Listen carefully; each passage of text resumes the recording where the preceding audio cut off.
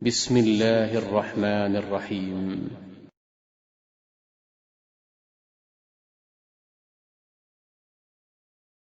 Assalamualaikum warahmatullahi wabarakatuh. Alhamdulillah wa syukrulillah la haula wa la quwata illa billah. Kepada anak-anakku kelas 10 MA Syifa atau kelas 4 Pondok Pesantren Asy-Syifa Muhammadiyah Bantul. Pada pertemuan kali ini kita akan melanjutkan kajian kita. Ya, jadi pada pertemuan yang lalu kita sudah membahas tentang sejarah penafsiran Al-Quran bagian yang pertama. Maka pada kesempatan kali ini kita akan membahas sejarah penafsiran Al-Quran bagian yang kedua. Ya. Sebelumnya mari kita awali dengan lafaz basmalah. Bismillahirrahmanirrahim. Sejarah penafsiran Al-Quran bagian yang pertama kita sudah membahas ya penafsiran pada masa Rasulullah, ya bagaimana kondisinya, bagaimana karakteristiknya, kemudian juga penafsiran pada generasi sahabat, pada era sahabat, bagaimana kondisinya, bagaimana karakteristiknya, kita sudah bahas, kita sudah kupas dengan tuntas dan detail. Maka pada pembahasan yang kedua ini ya tentang sejarah penafsiran Al-Quran, kita akan mengupas atau membedah bagaimana kondisi ya atau kejadian penafsiran Al-Quran pada masa tabi'in ya. Karena sejarah penafsiran Al-Quran itu terus mengalami perkembangan dari masa ke masa ya, mulai dari Rasulullah sendiri, sahabat, terus pada masa tabi'in. Nah, pada generasi ini ya kita akan lihat kondisi penafsirannya ya. Yang pertama ya pada periode tabi'in ini ya para sahabat itu belajar pada periode ini yaitu periode tabi'in ini para tabi'in itu belajar tafsir dari sahabat ya, belajar tafsir dari sahabat. Maka secara otomatis sumber penafsiran Al-Quran pada masa tabi'in itu di sini ada 5. Apa itu? Al-Quran, hadis Nabi, pendapat sahabat, informasi dari ahlul kitab ya yang bersumber dari kitab suci mereka atau cerita-cerita Israiliyat. Kemudian yang kelima adalah ijtihad mereka. Ya, jadi para sahabat kemarin kita sampaikan juga bisa melakukan ijtihad, dan tabi'in pun mereka juga bisa melakukan ijtihad ya. Nah, jadi seperti itu ya penafsiran Al-Quran pada generasi tabi'in. Maka di sini pada masa tabi'in itu berdiri atau muncul madrasah tafsir. Tidak-tidaknya ada 3 madrasah tafsir yang termasyhur di Mekah, Madinah, dan Irak. Ya. Madrasah tafsir di Mekah dipelopori oleh Ibnu Abbas. Ya, kita tahu sendiri seperti apa Ibnu Abbas.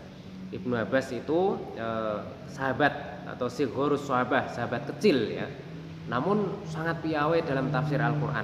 Nah, maka Ibnu Abbas ini mempelopori madrasah tafsir di Mekah, yang kemudian madrasah tafsirnya itu dilanjutkan oleh murid-muridnya dari kalangan tabi'in ya. Siapakah murid-murid dari kalangan tabi'in ya? Maka di sini ada beberapa muridnya ya, ada Mujahid, Ikrimah, Maulana, ada Mujahid, Ikrimah, Maula Ibnu Abbas, ada Tawus Ibnu Kisan Al-Yamani, ada Atok bin Robah ya, ada Sa'id bin Jubair, itu murid-murid Ibnu Abbas ya. Di antara murid Ibnu Abbas ya, yang banyak sekali pendapatnya tertuang di dalam kitab-kitab tafsir adalah Mujahid ya. Mujahid adalah salah satu murid Ibnu Abbas dari kalangan tabi'in yang sangat konsen, sangat fokus dalam penafsiran Al-Quran. Itu madrasah tafsir di Mekah ya, yang dulu dipelopori oleh Ibnu Abbas sebagai seorang sahabat. Kemudian ada madrasah tafsir di Madinah yang pada kalangan sahabat dulu ya, dipelopori oleh Ubay bin Ka'ab ya, dan murid-murid Ubay dari kalangan tabi'in ini adalah Zaid bin Aslam, Abu Aliyah, Muhammad bin Ka'ab Al-Qurazi. Nah, mereka-mereka lah yang meneruskan madrasahnya sehingga tafsir pada generasi tabi'in ini berkembang ya, karena madrasah yang sudah didirikan oleh para sahabat itu dilanjutkan oleh murid-muridnya. Kemudian di Kufah atau di Irak ya, dulu madrasah tafsir di Irak ini dipelopori oleh sahabat Abdullah bin Mas'ud yang kemudian dilanjutkan oleh murid-muridnya dari kalangan tabi'in yang masyhur, yaitu Alqamah bin Qais, Masruq, Aswad bin Yazid, Murrah Al-Hamadani, Amir Asy-Sya'bi ya, Hasan Basri, Qatadah. Nah, ini murid-murid mereka, murid-murid siapa itu? Ini adalah murid-murid Abdullah bin Mas'ud. Ya, jadi kita simpulkan ya, para tabi'in ya sangat konsen menekuni tafsir ya. mengembangkan kajian-kajian tafsir yang sudah dimulai pada masa sahabat. Pada masa sahabat sudah ada 3 madrasah tafsir yang didirikan oleh Ibnu Abbas, didirikan oleh Ubay bin Ka'ab, dan didirikan oleh Ibnu Mas'ud di tempat yang berbeda-beda, yaitu di Mekah, Madinah, dan Kufah atau Irak. Nah, murid-muridnya mengembangkan, ya, sehingga muncullah tafsir generasi tabi'in, di mana para tabi'in ini mengembangkan karya-karya tafsir, mengembangkan penafsiran-penafsiran tafsir yang dilakukan oleh gurunya. Ya, gurunya yaitu para sahabat yang sangat concern di bidang tafsir. Contohnya ada 3, yaitu Ibnu Abbas, kemudian Ubay bin Ka'ab, kemudian ada Abdullah bin Mas'ud. Nah, itu sekilas tentang keadaan penafsiran pada masa tabi'in. Kemudian kita akan lihat karakteristik penafsiran pada masa tabi'in. Ya, tafsir pada masa tabi'in punya karakter sebagai berikut. Ya. 1, banyak mengambil sumber dari kisah Israiliyat. Ya.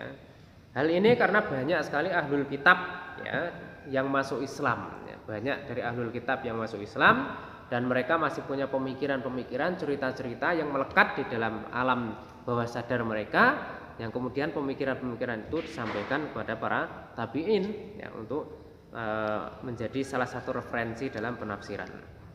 Dan yang kedua, mulai muncul banyak perbedaan dalam penafsiran jika dibandingkan dengan masa sebelumnya, yaitu masa sahabat. Kalau masa sahabat masih sedikit ya perbedaan itu, ya, karena mereka mengacu kepada Rasulullah.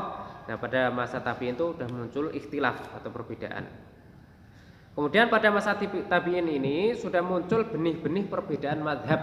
Ya, jadi munculnya madhab atau madhahib. Nah, itu sudah benih-benihnya muncul pada masa tabi'in, yang kemudian akan mengemuka pada masa tabi'ut tabi'in, ya, terkait dengan munculnya benih-benih, katakanlah, perbedaan madhab. Dan ini biasa di dalam Islam. Yang namanya banyak orang, ya, beda orang, beda pikiran, ya. Ya, sumbernya sama, ya, tetapi ditafsirkan oleh orang yang berbeda, maknanya bisa berbeda. Ya. Ini yang kajian kita pada kesempatan pagi hari ini, yaitu terkait dengan penafsiran pada masa tabi'in. Ya, saya rasa cukup sekian dulu.